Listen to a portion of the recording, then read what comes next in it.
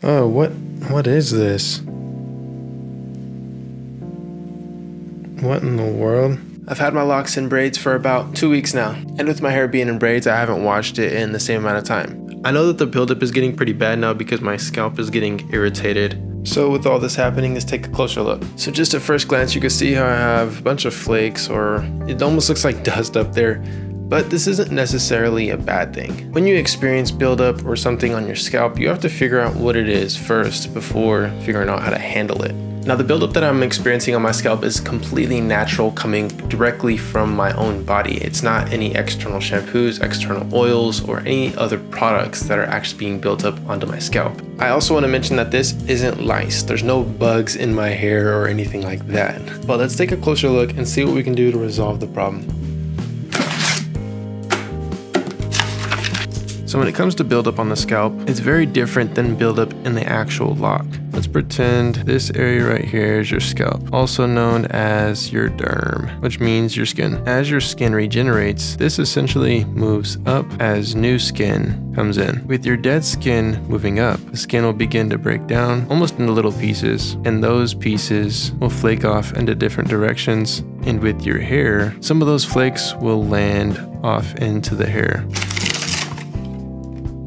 So how do you really solve the problem with buildup at the scalp? And honestly, the best way to prevent buildup is to not put a whole lot of products onto your scalp or onto your hair. Because the more you put into your hair, the more that dead skin that comes off of your scalp is gonna wanna cling to that product or whatever it is that you put into your hair. Because if you're adding products, it might just start out with scalp buildup with the dry flakes falling off into the hair. But if you have a bunch of products, that can result in more buildup, with the buildup actually being inside of your lock, which then can result in your hair smelling, or even result in your scalp becoming irritated. And the rule of thumb that I like to follow is once my scalp becomes irritated or itchy, that's when I like to wash it and take care of it. And I don't put a whole lot of products into it, even when it comes to washing it. And the same rule applies when it comes to maintaining the locks. Don't use a whole lot of locking gel or oils, just use a little bit, because a little can actually go a long way.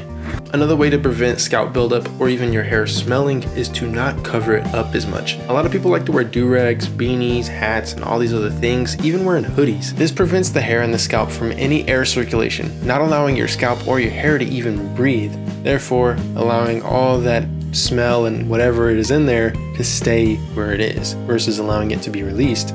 Like the demonstration I showed you earlier with all the dry scalp coming off the head, having your hair covered up doesn't allow for that to be released. Before I get into cleaning my hair, I'm gonna take my hair down from these braids. I'm really excited because I've had these in for 2 weeks and I already know my locks are gonna be extremely curly. For everyone out there who is getting tired of their locks or doesn't have the patience anymore, try different hairstyles. I'm telling you, it makes a difference in how you feel about your locks, and also makes a difference in how they look. It also makes them more mature as well. There's so many benefits that come from it, so that's why I always encourage you guys to try different hairstyles. And it's just interesting because I haven't seen my hair down in a really long time. And 2 weeks obviously isn't that long, but it just seems like a really long time for me. And I'm really ready to just wash my hair because my scalp hasn't really been itchy. Every now and again it just kind of gets uncomfortable. The reason I left these in for so long is because right after I put the braids in, like my head hurt so bad for the next 3 days. My scalp was just hurting, and I'm like, this has to be worth it. I'm gonna leave them in for long because of how much it hurt. Like, I never get headaches, but I had like 2 headaches just from having these braids in, and just all the tension down here especially. My favorite part of having a hairstyle in is once it breaks in and gets comfortable, which these have been comfortable for the past, I would say, a week and a half, because that first half of the week was just terrible. But a couple things I'm expecting. There's going to be some of my tips that are probably falling out, just because that's what happens sometimes. I'm not expecting my hair to be extremely curly, but at least a little curly, especially these ones in the front. Oh, it just feels so good. Ugh. Once you take your braids out and then like kind of rub your fingertips on your scalp, it feels really good. And I'm like, man, my hair is so long. I was looking at photos today. I was trying to see how long I've had my locks in, and I'm actually doing a dreadlock update, and it's going to be my 1-year update because I didn't realize I've had my locks in for a year. And for me, I just thought I've only had them in for like 6 to 7 months, but time really does fly when you're having fun.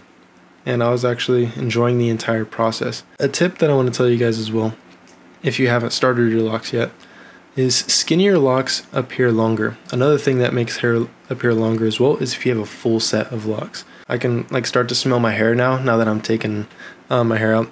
And it doesn't smell bad, it's just oils, like scalp oils. And these are things to be expected. Throughout this time, especially in the winter time, I had beanies on, hoodies on. I don't wear do-rags, especially at this stage. But all those things I had on at one point. So I've been growing my hair out for over a year, and I've actually had my locks in for over a year now as well. Oh, that feels so good. When I wash my hair today, I'm going to try to be as careful as possible to maintain my sections. Look at this up here. I always try to avoid like running my fingers through my hair, especially going up. I try to go in and manually do it because I still consider my hair starter locks. And my hair hasn't completely locked up yet. And now that I'm thinking, like since I've had my hair in for over a year, I'm like, dude, my hair still hasn't locked up completely. And that's just part of it. It takes time, takes effort, takes patience. But all the locks do feel a lot harder. And that's one of the things that comes with doing hairstyles is your locks mature. I did want to go directly back into another hairstyle, but I kind of want to give my scalp a breather. Although it has been breathing with it being in the hairstyle since I had it in for so long. I want to wear my hair down for a while. And to be honest, I would love to just allow my hair to go freeform, but I'm really dedicated and motivated to stick with doing twisting with gel, especially with my hair type, and proving people that you can do it and it's definitely possible. And I'm actually releasing, along with the other classes on Dreadlocks.com, a class on twisting with gel, which is coming very soon. And we're doing a whole update on the classes as well. So if you're already enrolled in the Dreadlocks Masterclass or the Dreadlock School, you're actually being pretty much grandfathered into all the new classes, which over the holiday break, a lot of people join the classes, and it's really cool to see everyone like wanting to become locticians or even do their own hair. And I feel like majority of the people that are joining right now are all locticians and want to actually become certified and do it on other people's hair. Dang, look how long my hair is. This is crazy. And my hair just feels really mature. It feels really good. And to be honest, it doesn't smell bad because I used the maximum hold locking gel, which has an amazing scent to it. I wasn't doing a whole lot, especially in the wintertime. I don't sweat a whole bunch. And I try to avoid wearing hats and covering them up as much as possible. But that's that side down. Man, you can just see the difference, can't you? Look at that. Yeah, and overall, I'm just mostly excited about my hair feeling more locked up. That's really the overall goal. Man, look at that. Whew. I want to show you guys a little bit of how I undo my braids. Try to do it as careful as possible, like I said. After doing the other side, I noticed that none of my tips actually balled up and fell out. Which typically that's what's happening, but this is just a sign that my hair is actually maturing. And the goal is to not get your finger in the middle of one of the locks. Because what happens if you put your finger in the middle of a lock and go down, you're going to end up separating your lock. But one thing I'm also finding is with cornrows, you have to go back in and actually do some more separation. I'm going to show you guys what that sounds like up close of actually either separating or popping the lock. These do come undone relatively quickly. And it's really just like that. And you really don't realize how itchy your scalp is until you take your braids out and you're like, oh my goodness, like my scalp can actually breathe. But I want to do a close-up so you guys can hear what this sounds like of actually doing some of the separation, which is not complete separation, but you're actually separating some of the locks that tried to combine at the root, especially with them being in for over 2 weeks. You have 2 weeks of hair growth, which is about 1/4 of an inch of growth. And all I'm doing is elongating the lock. I'm not pulling really hard. And all this is doing is, they call it popping because you hear the popping. But all it is taking the hair that is intertwined like this and pulling it back into its normal section like that. Because over time it grows out and comes together like this. And then you just got to separate it back to where it's supposed to be. Another thing to keep in mind is be intentional with actually separating all the hair. Because if it's been in cornrows and they are somewhat starter locks, they will eventually combine. And I've had it happen to me before, even on this set of locks. If you don't separate all of them individually, then some of them will want to combine. And the thing that typically happens is my hands are really oily from all the oils in my hair, but my hands aren't even really oily. And that's a good sign of my hair has been healthy this whole time. Now it's time for the ultimate shake. Man, it feels good. And yeah, my scalp isn't too itchy, my hair wasn't too oily, and I feel like I took care of my hair all this time. And also with it being colder outside, with the weather being a lower temperature, The hair doesn't want to oil up as much as it is in the summertime. And that obviously comes with like sweat and being outside and all these other things that come with it. Our body starts to react differently, especially in different weathers and different climates. And I did go to the Midwest during this winter season. In the Midwest, it's definitely colder than it is here in Phoenix, Arizona. But look at my hair, I look like a lion. Now it's time to go wash.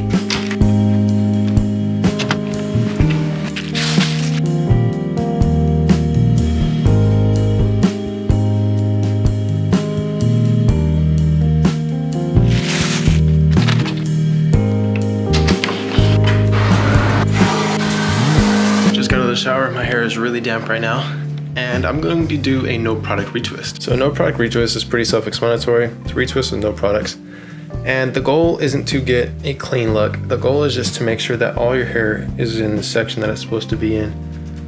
And all I'm doing is doing a retwist, no product, and then just holding it with my hand. Make sure that none of the locks are combined, and all I do is I just work my way back. And it does give it somewhat of a clean look. Right off the bat, you can see my hair is extremely clean. It's more rich. That's what you want to happen after a wash. Your hair ought to look richer.